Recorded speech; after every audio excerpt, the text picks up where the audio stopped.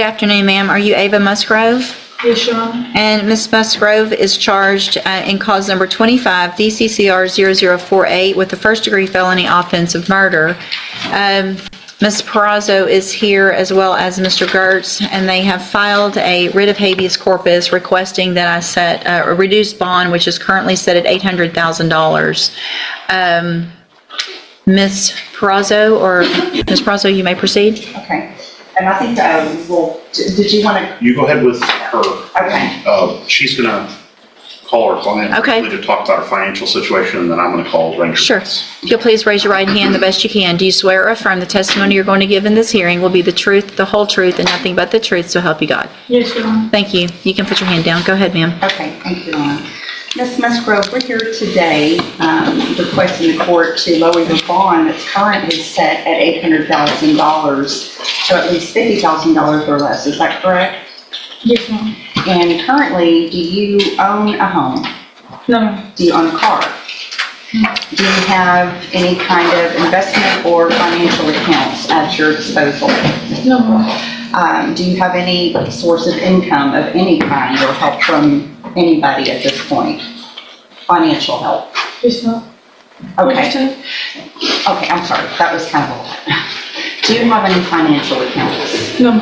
Do you have any kind of investment accounts that has money with large sums of money at your disposal? Do you have any way to, at this present time, other than family members that could potentially help you, do you have any other way on your own of bonding yourself out on the bond that's currently set at $800,000? No. Okay. If the court were to lower your bond and you were able to post the bond through help of family members, which would be your mother, your father, and your brother, is that right? Yes, Your Honor. Okay. Those would be the individuals that would be trying to get some money, some funds together to help you. Yes, Your Honor. Okay. How much money do you think they would be able to gather together amongst the three of them to post your bond? Maybe 10,000. Okay. Once you're released, if you were able to post bond, where would you live? With my mother. Okay. Okay. And what is your mother's address?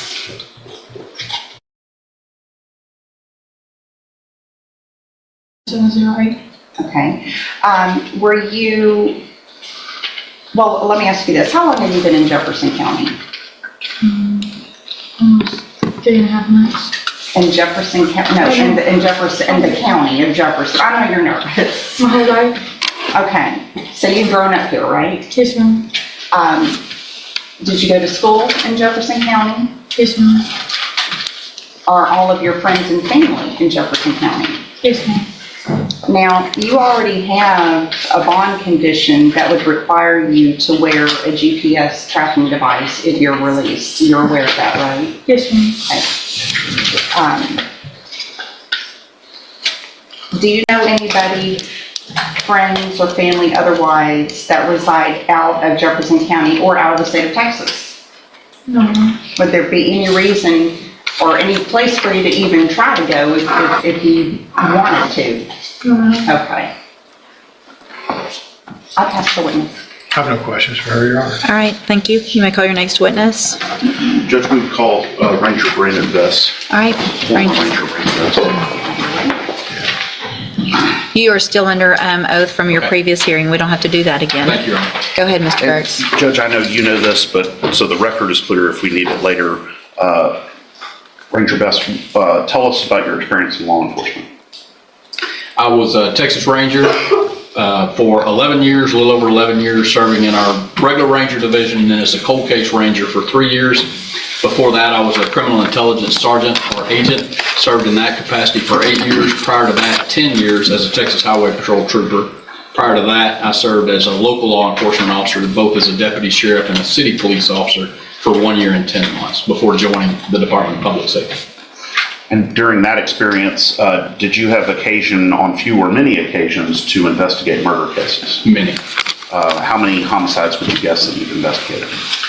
Probably been a part of no less than 100, whether I was the lead or assist capacity or cold case capacity reviewing homicides. Could be much greater than that, but I would easily say at least 100. Okay. And in this case, we've hired you to essentially do a shadow investigation of this allegation of murder involving Ms. Musgrove. Is that That's correct, Your Honor. And what did you gather, in terms of evidence, et cetera, what did you gather as part of that investigation? Well, not first off, but as a part of it, was able to do an interview with Ms. Musgrove there in the jail, reviewed the documents that were presented by the district attorney's office and by the Beaumont Police Department, viewed some of the videos, though we had some issues with those because they were so large. They took a long time for Mr. Gert's office to get it to my office and get those downloaded, but have been able to view a few of those and just basically reviewing the case that the detective in this case put together so far. Did you also interview independently witnesses that could describe to you the relationship between the decedent and Ms. Musgrove?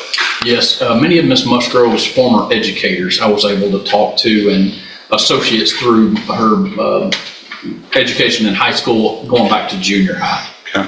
Were you able to determine if she has a criminal record or any kind of criminal history, Ms. Musgrove? None to my knowledge, no. Okay. And were you able to establish with those interviews the nature of the relationship between the decedent and Ms. Musgrove? I was. And did they live together at the time of this shooting? They did. And are you familiar with the concept of spousal abuse syndrome or family violence abuse syndrome? I am. And you're aware of the different characteristics that sort of show up in those kind of situations, right? I am. Or one spouse or one partner is particularly abusive of the other. Yes. Did you see signs of that in your investigation here in this case? I did, and not only that, just even her demeanor today continues to describe that, for lack of a better term, yes.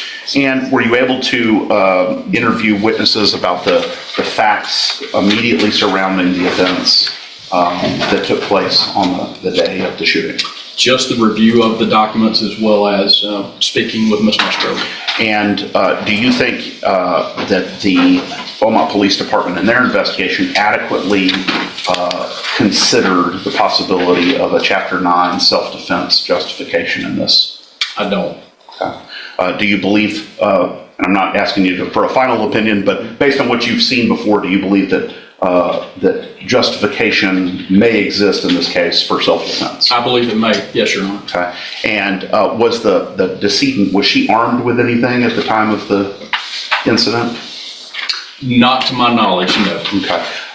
Where did Ms. Musgrove, to your knowledge or based on what you understand, where did she get the gun? It was a weapon that was possessed by both she and her partner. A handgun that they possessed together. I believe it was a pink-colored semi-automatic pistol. There were also knives, or at least one knife that was described in that the detective noted in his report, as well as the notes about the other weapon. And, you know, to say that the victim in this case didn't have weapons, she had her hands. Right. Well, and that knife is specifically what I was referring Yes. to in my previous Yes, question. So we don't know about that. We don't understand yet where the knife came into play. I don't think the detective did at the point that he made his writing either. Okay. And do you believe, based on your skills, training, experience, that this was a very isolated incident for Ms. Musgrove? Based on her criminal history, her actions, etc., yes, this shooting absolutely was a very isolated incident. The assaultive stuff appears to go on back to their junior high days. And the assault by the decedent Yes. on Ms. Musgrove, not As the other well way as around. others. Okay. Yes. And again, do you feel like if she were released on bond at a reasonable bond amount, that she would be a danger, future danger to the community? Ms. Musgrove. Okay. Thank you, Judge. I pass the witness. Thank you. I have another question, Your Honor. All right, thank you, sir. Thank you, Judge. Any other witnesses? No, Judge. Mr. Nicholas, what's the state's position? Judge, again, I think lowering a murder bail to $50,000 is just nonsensical. That's maybe a third degree level. For a murder, and I understand they have a defense theory that they're going to present with the appropriate time about either self-defense or justification of some sort. But $50,000 for a murder is not going to keep this community safe. Mr. Kurtz? And Judge, I always just go back to the 17.15 factors, that the bail should be high enough to give reasonable assurance that she'll appear in court, that it's not supposed to be an instrument of oppression. We called Ranger Bess, obviously, to talk about the nature and circumstances of the offense and the allegation. But as you know, if we were to go to trial, 3836 would allow the consideration of the entire nature of the relationship of the parties, the decedent and the accused.